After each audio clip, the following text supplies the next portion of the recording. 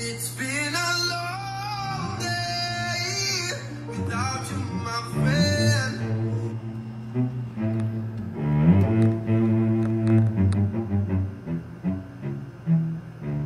It's been a long day without you, my friend. And I'll tell you all about it when I see you again. Ayos pa yung boses ko? Medyo ginaya ko kasi nung sa panood ko. Akala ko, yung sa napanood mo ako eh. Maganda! Pero yung boses mo, ang sakit sa tenga!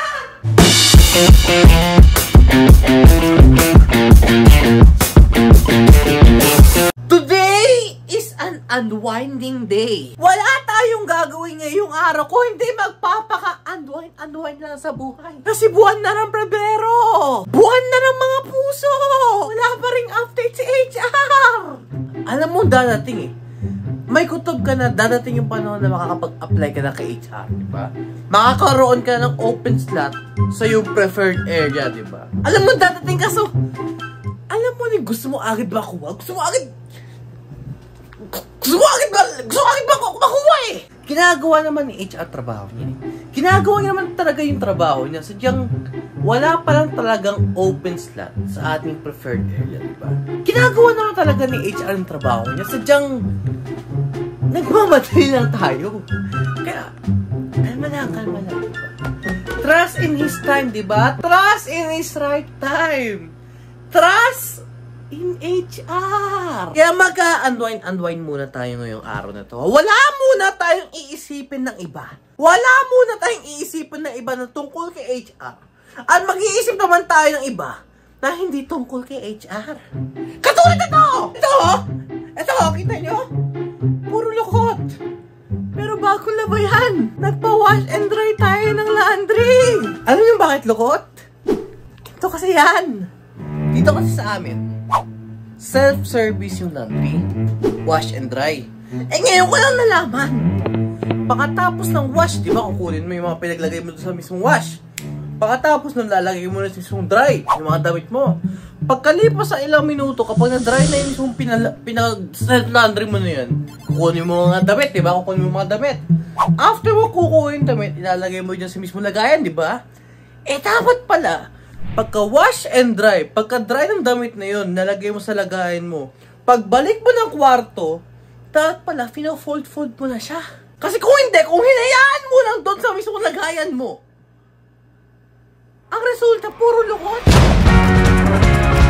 Okay guys, update. Dapat talaga kasama natin si Trisha May ngayon. Kaso may mga unexpected na pangyari. May mga kailangan mo na siyang gawin. May mga kailangan mo na asikasuin.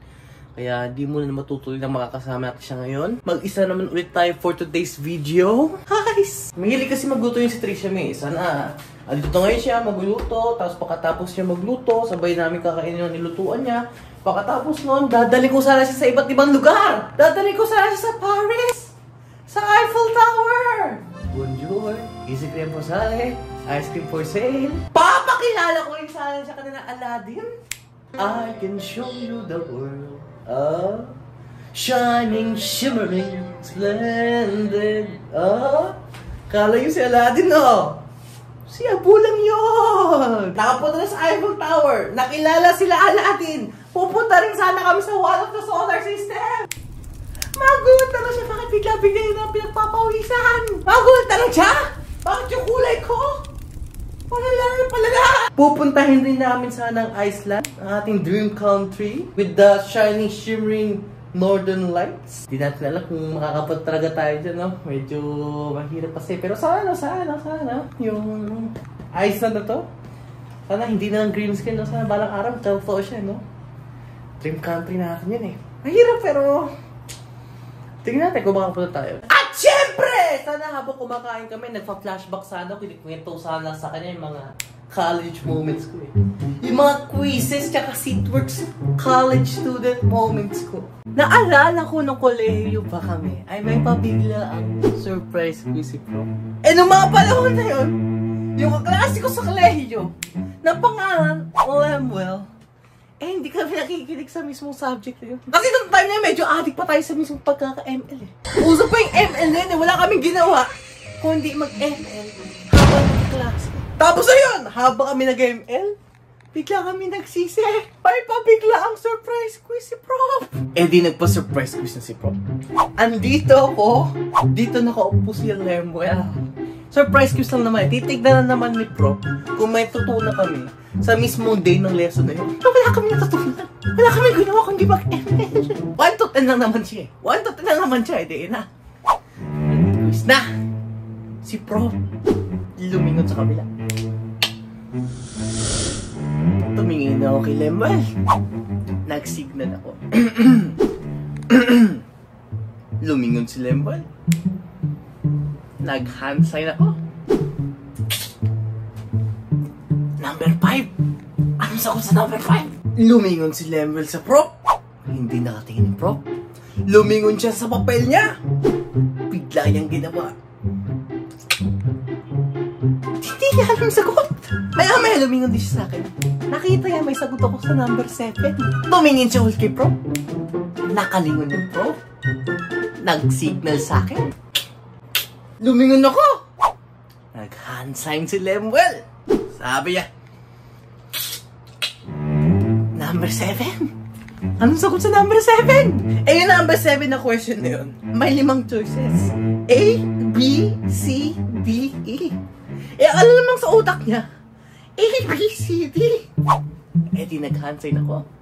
Sabi ko, biglang sulat sa papel si Lemuel. Napangiti sa akin gano'n. May sagot na siyang 1 point. Pagtapos ng klase, nakita kami sa hallway. Tinanong sa akin agad ni Lemuel, Boy! Salamat ha. Dahil siyo kahit paano, nag-1 point ako. Huwag ka mag-alala, Boy. 1 point lang din ako. Yun lang yung alam kong sagot eh. Bigla ako tinanong ni Lemuel sa labas. Pre! Siyon, di ba? Tapakamot ako ng ulo. Sabi ko, pare! 5 choices dun. Iyon! Hindi C! Pusang gala, pare! 0 ata ako, pare! And that is for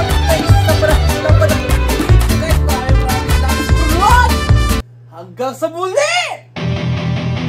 Bye now! Hindi mo natin papatayin to. Hindi mo natin papatayin. Hindi muna natin to i-upload. Hindi muna natin to i-upload. Kalma lang tayo. Kalma lang. Hindi muna natin to i-upload. Kasi February 3 na ngayon. To be accurate! February 3, 3:26 AM ngayon.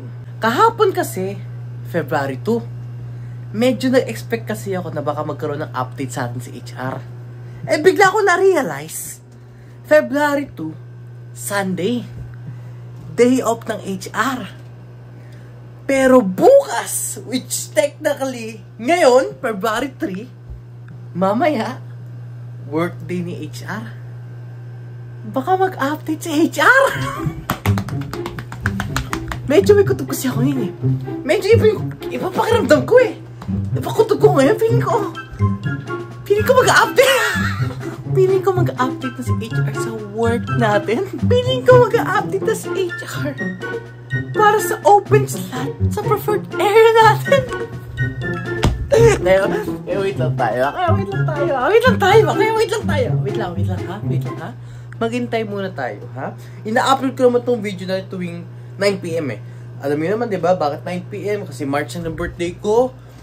Kaya 9 PM. Para kapag dumating naman ang panahon na tuwing pumapatak tayo sa 9 PM, eh maalala niyo ako. Maalala niyo ito pagbumukha nito, oh! Para kapag dumating tayo sa 150 plus years, kung medyo nasa heaven na tayo. Sana, no? Nasa heaven ba? Yung para heaven eh, no? Pero sana. Kapag dumating panahon, andun tayo. Tuwing 9 PM. Eh, maalala nito. Maalala yung si Spidey! Kaya kalma lang ha. Hindi mo natin to upload ha. Mamaya na natin i-upload. Mamaya February 3 na lang natin to i-upload ng 9 PM ha. Tignan natin kung ma-upload natin ito mamaya 9 PM ha. Tignan natin kasi ay, kutob ako eh. Ito na yun eh. Habang naghihintay tayo mamaya ng around working area time ng HR, para naman na hindi tayo mangalay sa pag-iintay, panoorin nyo muna tong short film na ginawa natin. na tungkol sa Swiss Miss hot chocolate. Napapawid ko na kasi ito eh. Sabi ko parang gawin ko kaya, parang kaya natin eh. Kaso, yung kinalabasan, parang palpak eh.